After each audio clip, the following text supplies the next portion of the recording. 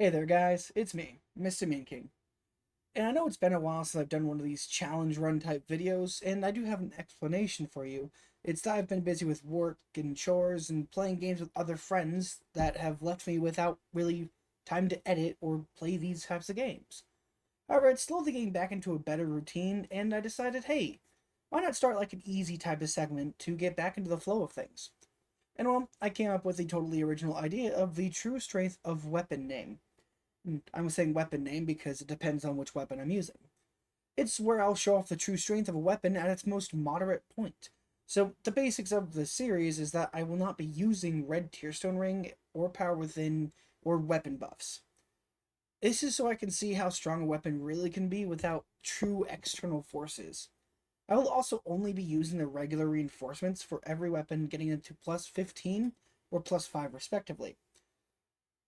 Another thing is I will not be doing weapons such as like the Black Knight weapons or shields or magic tools and spells because we know how strong the Black Knight weapons are, and magic doesn't really have a level category, and shields I'm not classifying as weapons even though some people might. For the purpose of this video, I am also only leveling strength to give myself more of a challenge, as by the title of this video, I am using only the ultra great sword known as the Zweihander. Before you comment, yes, I know it's a quality weapon, so I'm technically breaking a rule of showing its true base strength. But you're watching a man's fight right now, and I can assure you it didn't make much of a difference having whether it be strength and dexterity or just pure strength. I was originally going to actually use the regular greatsword, but it didn't drop after like 5 resets, and I decided to switch to Zwei. I also wanted to use the Black Knight Ultra Greatsword, but again, 5 resets, it didn't drop. So, this playthrough was actually quite easy because I used the Zweihander, and it only took me around 6 hours of gameplay. Well, let's get into it, shall we? I opted to choose the Knight class, and I used the Master Key starting gift. This will make it easier to get to Andre in the future. For some reason, when I wake up in my cell, I decided to just go ahead and discard all my gear. I don't remember exactly why I did this, but probably because bonk builds are bonk builds. I think my strength's high enough, but I still have to grab a key to open doors. Don't worry, we'll get there. Oscar's still alive, so we have to kill him. He asks us why, but I think it's quite obvious. It's because we want the Estus flask. And the key. It's time to jump down onto the Sound Demon. And after a couple more hits, when we reach our footing, he's dead.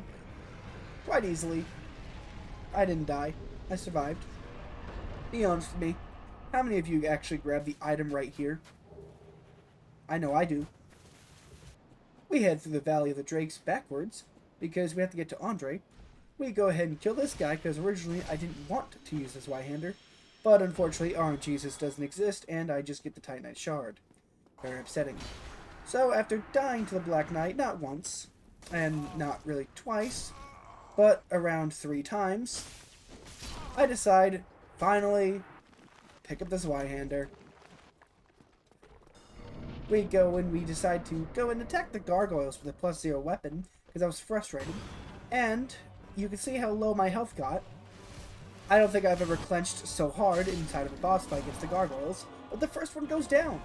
And soon after that one, the second one, even as it tries to evade its death, also goes down. I knew this Zweihander was good. I just wasn't expecting to beat the gargoyles first try with a +0 weapon, no matter how strong the weapon is to me. But that's still the first bell rung, and we take these. Of course, we head back to Firelink, and there is a golden man here that no one seems to like, and he has a special ring I do want, since I can't level my health or my endurance. So, off you go, buddy. Get out of here. We head back to Andre, and we upgrade our Zweihander to +3. Then we go back down to New Londo Ruins, grab the Firekeeper Soul, and then we take a swim.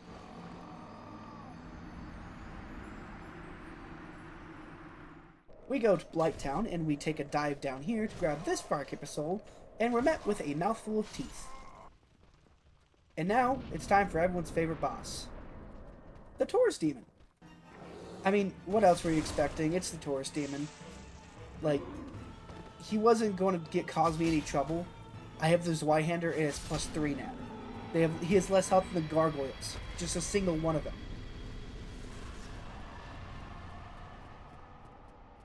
I'm not broke anymore. Zweihander's +5. Let's go. I also killed this fucking Titanite demon because he's right there. Why shouldn't I? I have this Zweihander, and he's a Titanite demon. I don't like them. Also, am I the only one that finds the Moonlight Butterfly just outright boring? Not even a bad boss, just like, it's a honk snoo of a boss. It's not hard, it's just there. Am I the only one? Boys! Inside of me are 2 dogs and a Capra Demon. I'm not having a good time. Not at all. Inside of the Capra Demon is his Zweihander. Now he's not having a good time. At all. An hour and a half. I farmed an hour and a half. And I didn't get enough large Titanite shards to upgrade the Zweihander to +10. I also had to go back and grab the large ember because I simply just forgot about it after the Capra Demon. So I took my frustration out on this giant fucking lizard. I don't know what else I missed, but I know I missed that. And in the end, the Gaping Dragon, it just like all lizards, in the end, his life has been expended. Ugh. In case you thought I was making it up, this is after the Gaping Dragon. I only got +9. I'm not taking this video too seriously, but every single time I hear YouTubers say, just stay in her armpits, I think of this one meme that goes, they call me deodorant. I don't know why. It's just a stupid meme, and I think it's just hilarious. But yeah, no, Quayleg's dead. She wasn't hard at all. Zweihander just goes bunk. Like, here's just the ceaseless fight. It's the regular ceaseless fight. I'm still taking it serious enough to be able to do the proper commentary, but there's some fights in this game that just... What's the commentary for? Ceaseless discharge. Okay, I hit him 5 or 6 times, he falls off the edge. Next thing I gotta do is go to the Sen's Fortress and find out. You can see the moment I find this out, there's a jump attack to this Zweihander. And I stay there for a second thinking, how did I replicate that? And I do it, like, oh! And the Iron Golem is so distracted, he gets up while he's dead. Like, I'm learning new things about the weapon. Also, 49 strength. Okay, so I may not like this Zweihander, but I have to say, it's always nice when a weapon gives me a really good victory attempt at a boss. So I'm going to let this entire thing play out in freedom.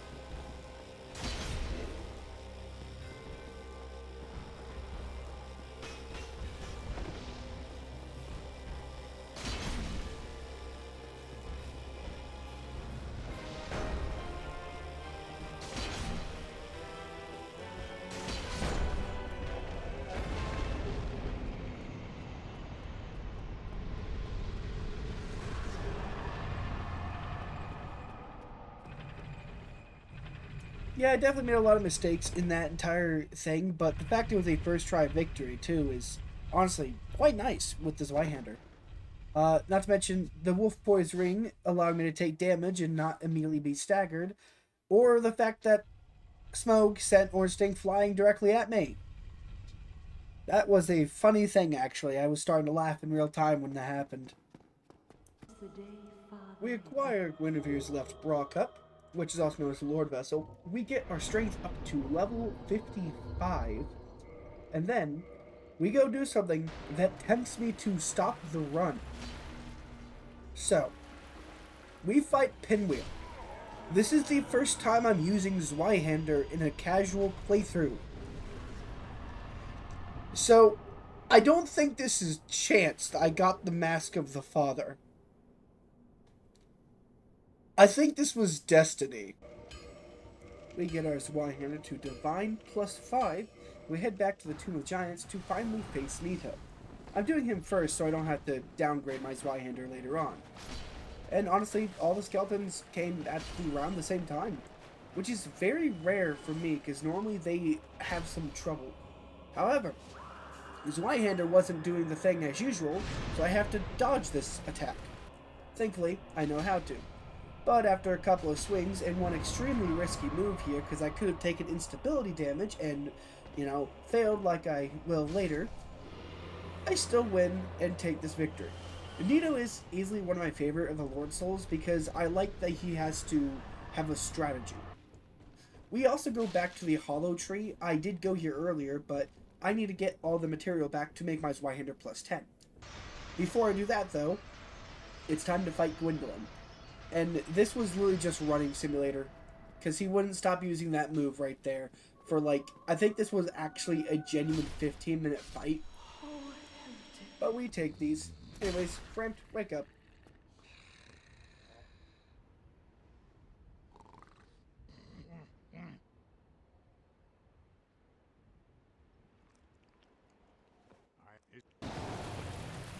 The Hydra actually was not as bad as I was expecting. I'm slowly starting to see why people like the Zweihander. But can someone explain to me how Dusk even got into the Golem Golem? What's the lore on that? Also, pendant! We got the pendant! Woo! Don't worry, we survived these. I spoke too soon. We take the mandatory death from Seath, steal this snake from this key, we take this chest from this key, open up the hallway, we stair this turn this stair, fire Bond, and hit the actual ledge. Then it's down to the candy cone factory, and it's onto this giant crystal lizard from Dark Souls 3. I think this is hinting at Dark Souls 3 crystal lizards. What about you? You think so? Strength at 67, so we head back to the asylum because we still got a couple of things to do. These hollows annoy the crap out of me. Well, the Stray Demon honestly doesn't look like it's going to be a fast fight, and I was correct because he wouldn't stop doing the long range attacks and the jump attacks, which I would miss correct and not actually hit correctly. But, that's still a free Titanite slab for +15 later on. I've got the doll! I've got the doll! Okay, we're gonna go play Mario 64 now the run's over. I failed the jump numerous times, so I have to open up the exit like this. And I don't know why people go down the well for the stone wheels. I just go down this way. It's really easy. You just evade this first one. You turn the wheel. Alright. Cutscene will play. Then you skip the cutscene. Then you run back to the ladder. It's simple. You just gotta evade the skeletons. See, I didn't even take any damage. Super easy. Super simple. Try it. Whoa, big lady. I went into this fight with one Estus flask, and it must be my hubris, because I ended up dying at 1 health remaining.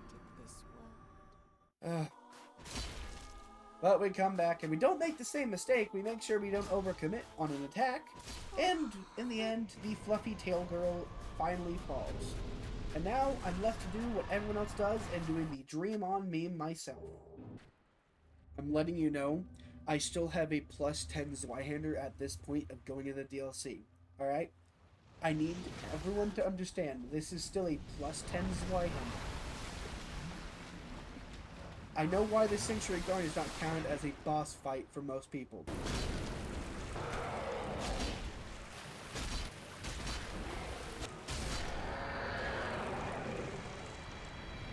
It was that easy. I didn't even get hit. Going into the first attempt of Victorious, I honestly was not expecting it to go good. I was expecting my damage to be less than 200 because I know he has high resistance. But it actually was just a little bit less than 300. So, with that in mind, it was a first try victory on my part, and Artorias fell quite easily. It was a really good fight. But then we had to go through Ulusil, and I didn't die, but I had to grab the crest key, and I'm honestly surprised I even made it down to Ulusil Township's dungeon. But after 300 hours, I still don't know why I failed to dodge this move. And I also don't know why I have to take my frustration out on this fucking Karan person.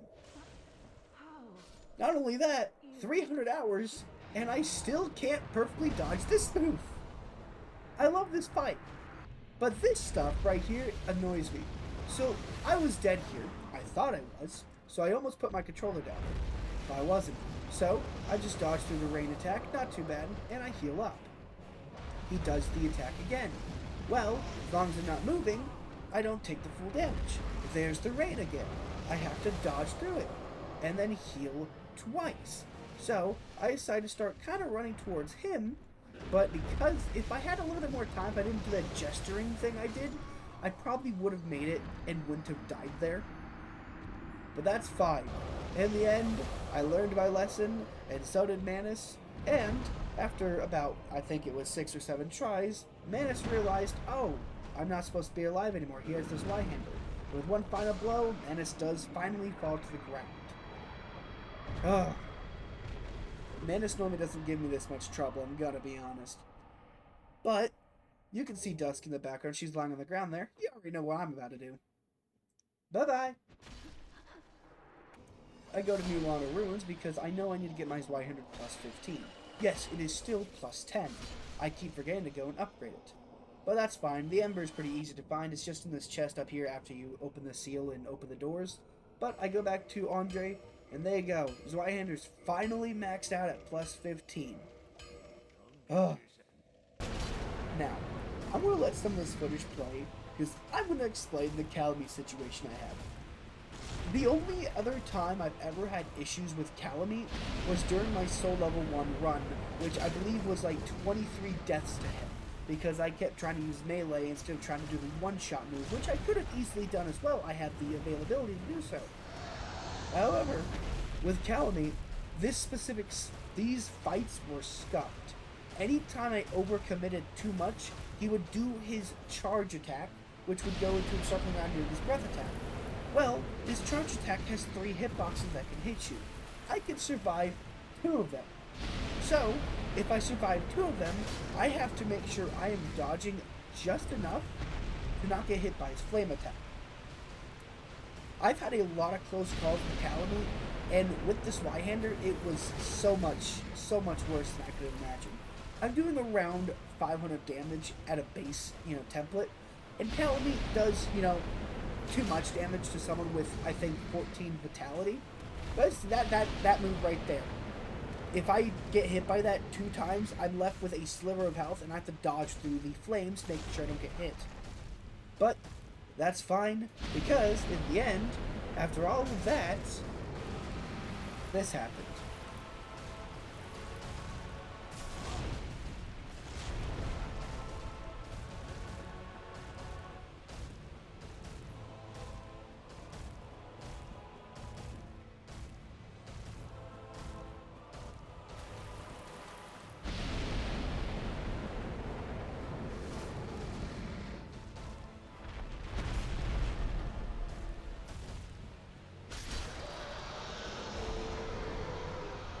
And that is a victory that I am honestly fine with having against Calamite.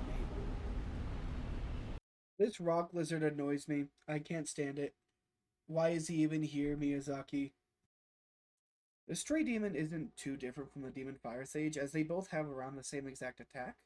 But the only difference is the Demon Fire Sage has a bigger health pool, and also is just annoying to look at. I also managed to die to this boss more times than the Stray Demon or the Asylum Demon, which is odd because it's the same boss. So I just straight up don't even know how I died to it.